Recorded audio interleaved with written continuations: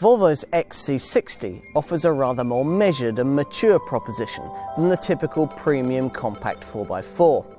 It's one of the latest generation of products from the Swedish brand that feature both genuinely smart design and an industrial measure of inbuilt desirability as standard. There's something to be said for turning up late to any party. Volvo's large XC90 was one of the very last luxury SUV designs to make it to market at its introduction back in 2002, yet it's done really rather well despite a falling market. Now, its smaller stablemate, this XC60, has exactly the same kind of job to do, in an even poorer economy against even tougher and better established rivals. If it fails, Volvo's long-term future is going to look ever more shaky. It is then a hugely important car for the brand. Just as well then that this really isn't just another compact 4x4. For a start, it isn't really that compact, but we'll come to that.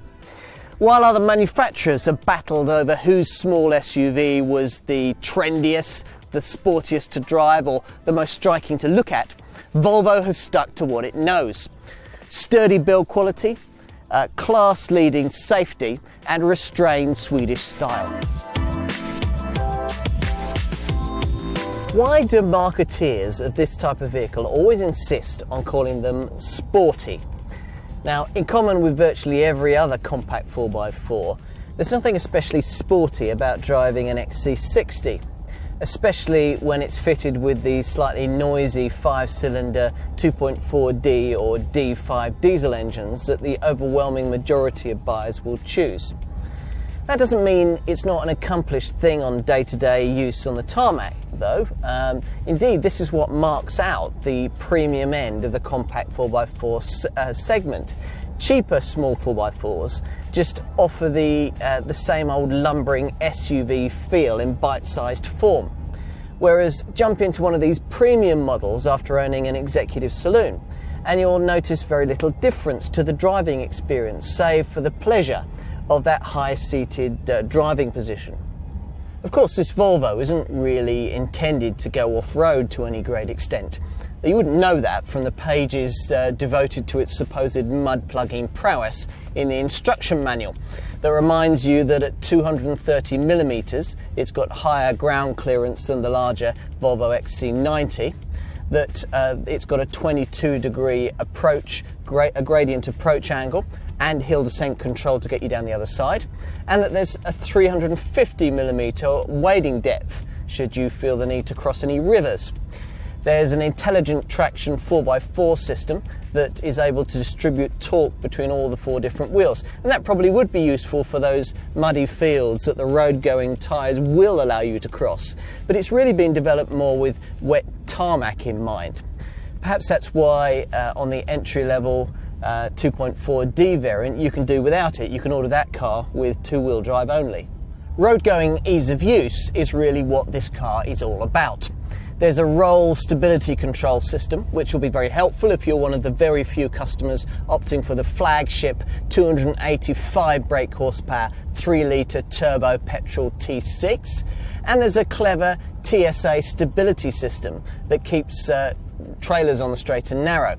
Otherwise, there's a whole raft of acronyms emphasising that this is the safest car that Volvo has ever built. There's ABS with electronic brake force distribution and brake assist. I'll spare you the acronyms for those.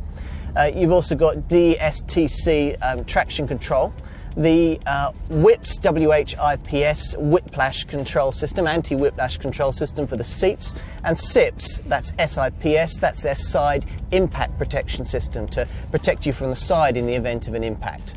You've also got the clever BLIS, BLISS, blind spot information system to alert you to what's coming down your blind side. Pride of place on this little roster, though, goes to the city safety setup. This technology uses an array of lasers mounted just behind the rearview mirror here. Now, they scan the road up to 6 meters in front of you, and if they detect from your position and closing speed that a collision is imminent with another car, then they'll apply the brakes, and at speeds of under 80 miles an hour they'll bring the car to a complete stop. At speeds of over 18 miles an hour, they can't avoid a collision, but they can reduce the severity of the impact. Now, it's all incredibly effective. It's standard on every XC60, and it has the potential to eliminate the low-speed collisions that account for 75% of all accidents. Can we really class a 1,825 kilogram car measuring up at 4,628 millimeters in length and 1,891 millimeters in width as a compact 4x4? Well, British designer Steve Mattin says we can, and the suspension of disbelief is made easier by the way that this XC60 disguises its bulk, thanks to clever styling. Imagine a larger Volvo XC90 put on a hot wash for a couple of hours, and that's pretty much what this XC60 resembles. It's shrunken slightly, slightly chamfered edging, but recognisably a Volvo product, and one where the company says they've turned up the visual volume. The front grille is slightly bolder, while the rear shoulders of the design are slightly more distinctive, especially when viewed from the rear. Inside there's only room for 5, but the back seats are situated rather higher than those at the front to give good visibility for children. And on the subject of children, these 2 outer seats can be specified with 2-stage booster cushions. It's pretty roomy in here. You've got lots of headroom, and I think 2 6-footers really would be pretty comfortable here over a long trip. The load opening at the back is one of the widest in the XC60 sector, and it opens to reveal quite a substantial loading area that also has this useful flap under which you can put narrow, thin items that you want to keep out of sight. Now, as with the XC70 model, the rear seats fold down 40-20-40 in 3 parts, with each part capable of folding down flat to create an ultimate 1,455 litre loading bay. Now, there's also this useful underfloor storage area. It can only be opened when the hatch is open, so it's a great place to put items that are valuable when you're leaving the car when it's parked. XC60 prices sit in the £25,000 to £35,000 bracket, which sounds like, and is, a lot of money for a compact 4x4. Now, Volvo's take on that is that it represents a pretty small premium over, say, a Toyota RAV4 or a Honda CR-V for a substantially more sophisticated product. And they point out that there are savings to be made at those prices over the XC60's more conventional premium rivals, cars like Audi's Q5 or Mercedes GLK. Under the bonnet, the range kicks off with a 175 brake horsepower 2.4D diesel model, which can be had with either 2 or 4-wheel drive. Then there's the 4-wheel drive only 205 brake horsepower D5 diesel and the 265 brake horsepower 3-litre petrol T6. I won't bore you with the equipment list, safe to say that it's long and equal or superior to that of premium German rivals. One feature I particularly liked was the clean zone interior system, which vents the cabin at higher temperatures to ensure that allergy and asthma sufferers aren't left wheezing.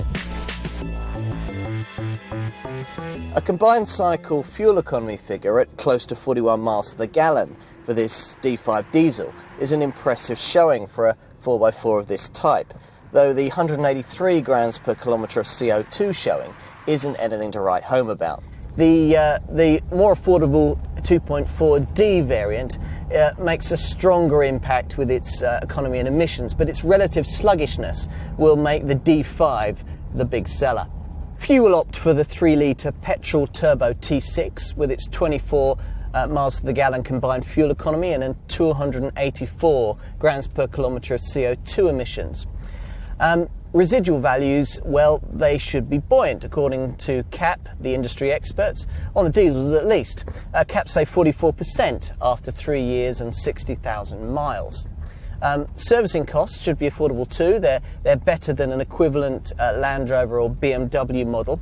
And insurance groups, well, they range between 13 and 15, but shop around between brokers because some insurers are offering discounts thanks to Volvo's city safety setup.